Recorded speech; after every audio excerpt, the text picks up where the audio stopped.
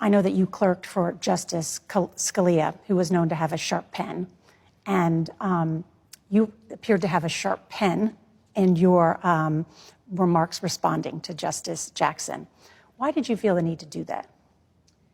I think, my default mode isn't to write sharply. And I want to point out, I kind of feel like I always have to say this. One of my colleagues, when I first became a judge, pointed this out, that a majority opinion, even though the author drafts it, is one that speaks for the court.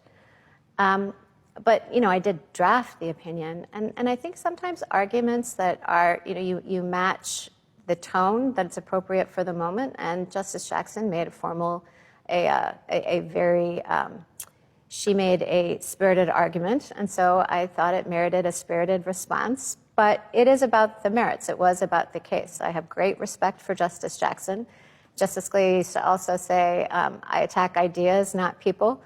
And that is the spirit in which, I write my opinions. But you did mention her by name. Is that notable? Well, the only reason why I mentioned her by name is because it was a solo dissent. And when there is a solo opinion, it is the convention of the court so that you can identify the opinion that you're responding to, that you do say by name. So when I responded to Justice Sotomayor's opinion, I wrote the principal dissent because she wrote speaking on behalf of the dissenters of the court.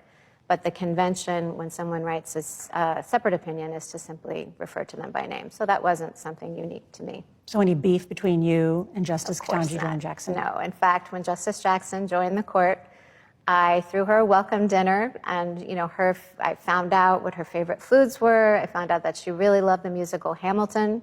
And so I had a Broadway singer come and sing her selections from Hamilton. No. One of the things I try to point out in the book, and one thing I want people to know about the court, is that it's a place where we can have disagreements but still get along, because we can have disagreements that really are confined to the page, that are confined to cases, and so we can debate ideas, sometimes vigorously, as you pointed out, but it doesn't inhibit us in our ability to be colleagues and friends.